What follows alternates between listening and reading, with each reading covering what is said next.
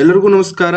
ಇಂದಿನ ವಿಷಯ ಏನಪ್ಪಾ ಅಂತಂದ್ರ, ಇತ್ತೀಚೆಗೆ ಭಾರತದ ಒಂದು ವಸ್ತುವಿಗೆ ಏನಪ್ಪಾ ಅಂತಂದ್ರ GI ಟ್ಯಾಗ್ ಅನ್ನ ಏನಪ್ಪಾ ಅಂತಂದ್ರ ಕೊಟ್ಟಿರುವಂತದ್ದು.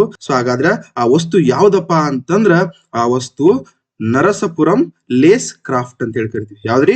ನರಸಪುರಂ ಲೇಸ್ ಕ್ರಾಫ್ಟ್. ಹಾಗಾದ್ರೆ ಇದ್ರ ಬಗ್ಗೆ ಏನಪ್ಪಾ ಅಂತಂದ್ರ ಸವಿಸ್ತಾರವಾಗಿ ನಾವು ಕಲಿತಾ ಹೋಗೋಣ ಈ ತರಗತಿಯಲ್ಲಿ. ಅರ್ಥ ಆಯ್ತಾ?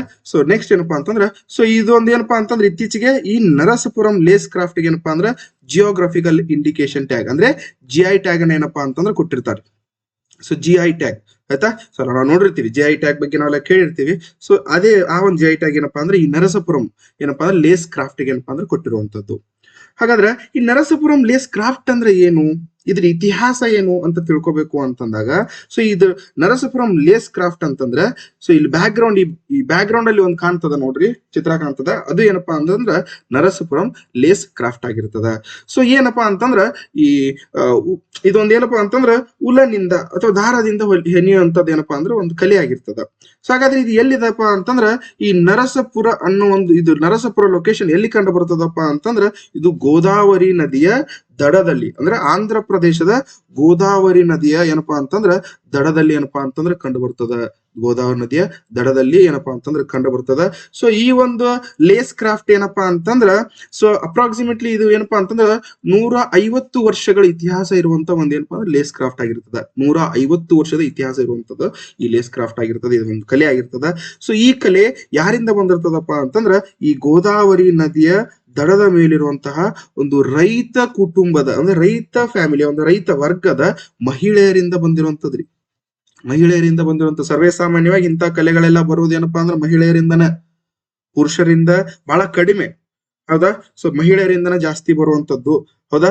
ಈ ಒಂದು ಕಲೆ ಬಂದಿರೋದು ಗೋದಾವರಿ ನದಿಯ ದಡದಲ್ಲಿ, ಅಂದ್ರೆ ಆಂಧ್ರ ಪ್ರದೇಶದ ಗೋದಾವರಿ ನದಿಯ ದಡದಲ್ಲಿರುವಂತಹ ರೈತ ಕುಟುಂಬದ, ಅಂದ್ರೆ ಲೋಕಲ್ ಫಾರ್ಮಿಂಗ್ ಕಮ್ಯುನಿಟಿದ ಹೆಣ್ಣು ಮಕ್ಕಳ ಕಡೆಯಿಂದ ಏನಪ್ಪಾ ಅಂತಂದ್ರೆ ಬಂದಿರುವಂತ ಕಲೆ ಆಗಿರ್ತದೆ. ಇದಕ್ಕೆ 150 ವರ್ಷಗಳ ಇತಿಹಾಸ ಇರುವಂತದ್ದು, 150 ವರ್ಷಗಳ ಹಳೆಯದಾಗಿರುವಂತ ಈ ಒಂದು ಕಲೆ ಆಗಿರ್ತದ. ಈ ಕಲೆಯಲ್ಲಿ ಗೋದಾವರಿ ಆ ಒಂದು ಪ್ರದೇಶದ ಏನಪ್ಪಾ ಅಂತಂದ್ರ ಒಂದು ಸರಿಸುಮಾರು ಒಂದು 200ಕ್ಕೂ ಹೆಚ್ಚು ಜನರು ಏನಪ್ಪಾ ಅಂದ್ರೆ ಈ ಒಂದು ಕಲೆಯನ್ನ ತೊಡಗಿಸಿಕೊಂಡಿರುವಂತದ್ದು, ಈ ಒಂದು ಕಲೆಯನ್ನ ಹೊಂದಿರುವಂತವ್ರು ಆಗಿರ್ತಾರೆ. ಈ ಒಂದು ಕಲೆಯನ್ನು ಏನಾಗಿರ್ತಾರಪ್ಪ ಅಂದ್ರೆ ಹೊಂದಿರುವಂತವ್ರಾಗಿರ್ತಾರೆ. ಹಾಗಾದ್ರೆ ಈ ಒಂದು ಕಲೆಯನ್ನ ಮಾಡುವಂತ ಟೆಕ್ನಿಕ್ ಏನು, ಇದ್ರ ಟೆಕ್ನಿಕ್ಸ್ ಯಾವ ರೀತಿ ಮಾಡ್ತಾರೆ, ಯಾವ್ದ್ರಿಂದ ಇದನ್ನ ಏನಪ್ಪಾ ಅಂತಂದ್ರ ಈ ಒಂದು ಕಲೆಯನ್ನ ಮಾಡುವಂತದ್ದು ಅಂತಂದ್ರೆ, ಈ ಒಂದು ಕಲೆಯನ್ನ ಏನಪ್ಪಾ ಅಂತಂದ್ರ ಈ ಫೈನ್ ಥ್ರೆಡ್ಸ್ ಇಂದ, ಅಂದ್ರೆ ದಾರದಿಂದ ಮಾಡುವಂತ ಉಲನ್ ನಾವು ನೋಡಿರ್ತೀವಿ. ಹೌದಾ? ಆ ಉಲನಿಂದ ಏನಪ್ಪಾ ಅಂತಂದ್ರೆ ಮತ್ತೆ ದಾರದಿಂದ ಏನಪ್ಪಾ ಅಂದ್ರೆ ಮಾಡುವಂತ ಒಂದ್ ಏನಪ್ಪಾ ಅಂದ್ರೆ ಒಂದು ಕಲೆ ಆಗಿರ್ತದ. ಮಾಡುವಂತ ಒಂದು ಕಲೆ ಆಗಿರ್ತದ. ಈ ದಾರವನ್ನ ಬಳಸಿಕೊಂಡು ಈ ಸ್ವೆಟರ್ ಹೆಣ್ಯಾಕ್ ಬಳಸುವಂತ ಈ ಕಡ್ಡಿಗಳು ಬರ್ತಾವ್ರಿ. ಸ್ವೆಟರ್ ಹೆಣ್ಯಾಕ್ ಬರುವಂತ ಈ ಕಡ್ಡಿಗಳು ಬರ್ತಾವ. ಈ ತರ ಮುಂದೆ ಈ ತರ ಸ್ವಲ್ಪ ಡೊಂಕ್ ಇರ್ತದ. ಈ ತರ ಕಡ್ಡಿಗಳು ಏನಿರ್ತದ, ಈ ತರದ 2 ಕಡ್ಡಿಗಳಿಂದ ಏನಪ್ಪಾ ಅಂತಂದ್ರೆ ನಿಡಲ್ಸ್. 2 ಕಡ್ಡಿಗಳಿಂದ ಏನಪ್ಪಾ ಅಂತಂದ್ರ ಈ ಒಂದು ಕಲೆಯನ್ನ, ಈ ಒಂದು ಏನಪ್ಪಾ ಅಂತಂದ್ರೆ ಕಲೆಯನ್ನ ಮಾಡುವಂತ ಈ ಒಂದು ಕ್ರಾಫ್ಟ್ ಅನ್ನ ಮಾಡುವಂತದ್ದಾಗಿರ್ತದ. ಹೌದಾ? ಈ ಕ್ರಾಫ್ಟ್ ಅನ್ನ ಯಾವ್ದಕ್ ಮಾಡ್ತಿದ್ರಪ್ಪ ಅಂತಂದ್ರ, ಈ ಕ್ರಾಫ್ಟ್ ಅನ್ನ ಏನಪ್ಪಾ ಅಂತಂದ್ರ ಈ ತೆಲಿದಿಂಬಿನ ಕವರ್ ಗಳಾಗಿರ್ಬಹುದು, ಆಮೇಲೆ ಸೋಫಾ ಕವರ್ ಗಳನ್ನ ಮಾಡಕ್ಕಾಗಿರ್ಬಹುದು, ಬೆಡ್ಶೀಟ್ ಗಳನ್ನ, ಈ ಕಲೆಯಿಂದ ಏನಪ್ಪಾ ಅಂದ್ರೆ ಬೆಡ್ಶೀಟ್ ಗಳನ್ನ ಮಾಡ್ತಿದ್ರಂತೆ. ಆಮೇಲೆ ಟೇಬಲ್ ಮೇಲೆ ಏನಪ್ಪಾ ಅಂತಂದ್ರ ಟೇಬಲ್ ಮೇಲೆ ಹೊದಿಸುವಂತ ಏನಪ್ಪಾ ಅಂತಂದ್ರ ಬಟ್ಟೆಗಳನ್ನ, ಟೇಬಲ್ ಹೊದಿಸುವಂತ ಒಂದು ಬಟ್ಟೆಗಳನ್ನ ಏನಪ್ಪಾ ಅಂದ್ರೆ ಈ ಒಂದು ಕಲೆಯಿಂದ ರೆಡಿ ಮಾಡ್ತಿದ್ರಂತೆ. ಹೌದಾ? ನೆಕ್ಸ್ಟ್ ನಾವು ನೋಡ್ಬೇಕಂತಂದ್ರೆ ಈ ಕಲೆಯಿಂದ ಆಗುವಂತ ಎಕನಾಮಿಕ್ ಮತ್ತೆ ಕಲ್ಚರಲ್ ಇಂಪ್ಯಾಕ್ಟ್ ಆದ್ರೂ ಏನು, ಈ ಕಲೆಯಿಂದ ಆಗುವಂತಹ ಎಕನಾಮಿಕ್ ಮತ್ತೆ ಕಲ್ಚರಲ್ ಇಂಪ್ಯಾಕ್ಟ್ ಏನು ಅಂತಂದ್ರ, ಫಸ್ಟ್ ಗೆ ನಾವು ಎಕನಾಮಿಕ್ ಇಂಪ್ಯಾಕ್ಟ್ ನೋಡ್ತಾ ಹೋದ್ರಪ್ಪ ಅಂದ್ರೆ, ಈ ಒಂದು ಕಲೆ ಏನಾಗಿರ್ತದಪ್ಪ ಅಂತಂದ್ರ, ಅಂದ್ರೆ ನಮ್ಮ ಲೋಕಲ್ ಏರಿಯಾದೊಳಗಾಗಿರ್ಬೋದು, ಅದೇ ರೀತಿ ಇಂಟರ್ನ್ಯಾಷನಲ್ ಲೆವೆಲ್ ಅಲ್ಲಿ ಆಗಿರ್ಬೋದು. ಲೋಕಲ್ ಏರಿಯಾ ಅಥವಾ ಡೊಮೆಸ್ಟಿಕ್ ಅಲ್ಲಿ, ಅಂದ್ರೆ ಇಲ್ಲಿ ಆದ್ರೂ ಆಗಿರ್ಬೋದು ಅಥವಾ ಇಂಟರ್ನ್ಯಾಷನಲ್ ತುಂಬಾ ಬೆಲೆ, ಇದ್ರ ವ್ಯಾಲ್ಯೂ ಏನಿರ್ತದಪ್ಪ ಅಂದ್ರೆ ಕಂಪ್ಲೀಟ್ ಫುಲ್ ಹೈ ಇರ್ತದ. ಹೈ ವ್ಯಾಲ್ಯೂ ಇರುವಂತ ಒಂದು ಪ್ರಾಡಕ್ಟ್ ಆಗಿರ್ತದ.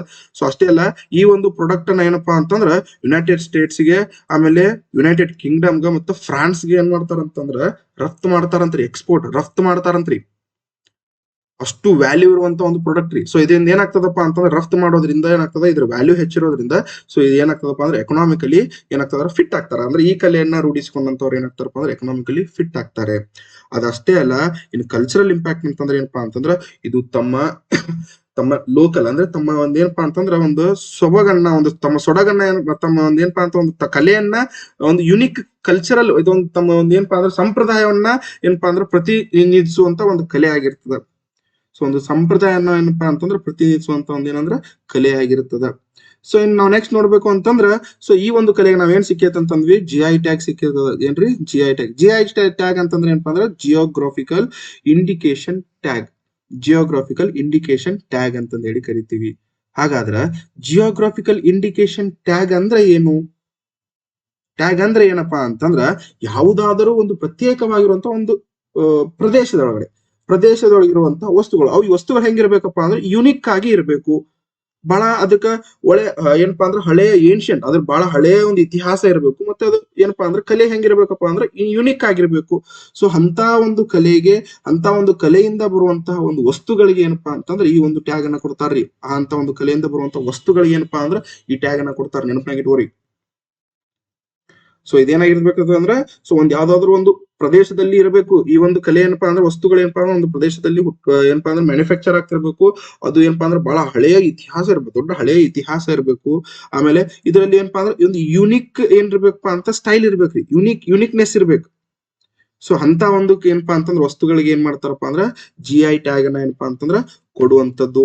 ಹಾಗಾದ್ರ ಈ GI ಟ್ಯಾಗ್ ಅನ್ನ ನಾವ್ ಏನಪ್ಪಾ ಅಂದ್ರೆ ರಿಜಿಸ್ಟ್ರೇಷನ್ ಮತ್ತೆ ಅಡ್ಮಿನಿಸ್ಟ್ರೇಷನ್, ಈ GI ಟ್ಯಾಗ್ ಬಗ್ಗೆ ರಿಜಿಸ್ಟ್ರೇಷನ್ ಮತ್ತೆ ಅಡ್ಮಿನಿಸ್ಟ್ರೇಷನ್ ಬಗ್ಗೆ ನಾವು ನೋಡಿದ್ರ, ಸೊ ಈ ರಿಜಿಸ್ಟ್ರೇಷನ್ ಯಾವ ಆಕ್ಟ್ ಅಡಿಯಲ್ಲಿ ನಾವು ಅಂದ್ರೆ ಯಾವ ಒಂದು ಕಾಯ್ದೆ ಅಡಿಯಲ್ಲಿ ನಾವ್ ಏನ್ ಮಾಡ್ಕೊಂತೀವಪ್ಪ ಅಂತಂದ್ರೆ ಮಾಡ್ತೀವಿ ಅಂತಂದ್ರೆ ಸೊ ಜಿಯೋಗ್ರಾಫಿಕಲ್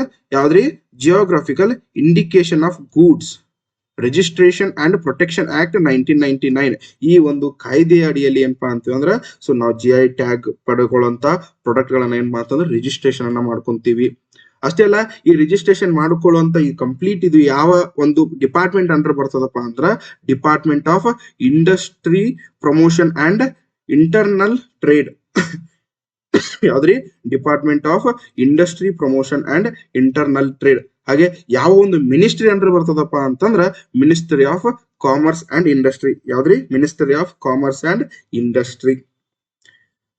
ಸೊ ಒಮ್ಮೆ ಒಂದು ಸಾರಿ ಪಡೆದುಕೊಂಡಂತಹ GI ಟ್ಯಾಗ್ ಪಡೆದುಕೊಂಡಂತ ಯಾವ್ದೋ ಒಂದು ವಸ್ತುವನ್ನ GI ಟ್ಯಾಗ್ ಅನ್ನ ಪಡ್ಕೊಂಡ್ರೆ ಅದು ಎಷ್ಟು ವರ್ಷಗಳ ಕಾಲ ಅದ್ರ ವ್ಯಾಲಿಡಿಟಿ ಇರ್ತದಪ್ಪ ಅಂತಂದ್ರೆ 10 ವರ್ಷಗಳ ಕಾಲ ಏನಿರ್ತದಪ್ಪ ಅಂತಂದ್ರೆ ವ್ಯಾಲಿಡಿಟಿ ಇರ್ತದ್ರಿ. ಎಷ್ಟು ವರ್ಷ ರೀ? 10 ವರ್ಷಗಳ ಕಾಲ ವ್ಯಾಲಿಡಿಟಿ ಇರ್ತದ. ಸೊ 10 ವರ್ಷ ವ್ಯಾಲಿಡಿಟಿ ಮುಗಿದ ತಕ್ಷಣ ಮತ್ತೆ ಅವ್ರೇನಪ್ಪಾ ಅಂತಂದ್ರ ಮತ್ತೇನಂತಂದ್ರ ಅವರು ರಿನ್ಯೂವಲ್ ಅನ್ನ ಮಾಡ್ಕೋಬಹುದು. ಮತ್ತೇನ್ ಮಾಡ್ಬೋದು ಅವರು? ರಿನ್ಯೂವಲ್ ಇನ್ನು ಮತ್ತೆ ನೆಕ್ಸ್ಟ್ 10 ವರ್ಷಕ್ಕೆ ಏನಪ್ಪಾ ಅಂದ್ರ ರಿನ್ಯೂವಲ್ ಅನ್ನ ಮಾಡ್ಕೋಬಹುದು. ಅರ್ಥ ಆಯ್ತಾ? ಸೊ ರಿನ್ಯೂವಲ್ ಅನ್ನ ಮಾಡ್ಕೋಬಹುದು. ಇದಿಷ್ಟು ಏನಪ್ಪಾ ಅಂತಂದ್ರ ನಮ್ಮ ನರಸಾಪುರ GI ಟ್ಯಾಗ್ ಏನಪ್ಪಾ ಅಂತಂದ್ರ ನರಸಾಪುರಂ ಲೇಸ್ ಕ್ರಾಫ್ಟ್ ಬಗ್ಗೆ ಇರುವಂತ ಒಂದು ಇನ್ಫಾರ್ಮೇಶನ್ ಆಗಿರ್ತದ. ಸೊ ಎಲ್ಲರಿಗೂ ಅರ್ಥ ಆಗಿದೆ ಅಂತ ನಾನು ಭಾವಿಸ್ತೀನಿ, ಅರ್ಥ ಆಗಿದೆ ಅಂತ ತಿಳ್ಕೊಂತೀನಿ. ಸೊ ಅರ್ಥ ಆಗಿದ್ರೆ ದಯವಿಟ್ಟು ಲೈಕ್ ಮಾಡ್ರಿ, ಶೇರ್ ಮಾಡ್ರಿ. ಇನ್ನು ಯಾರ್ಯಾರು ಸಬ್ಸ್ಕ್ರೈಬ್ ಮಾಡಿಲ್ಲ ಸಬ್ಸ್ಕ್ರೈಬ್ ಮಾಡ್ಕೊಡ್ರಿ. Thank you so much.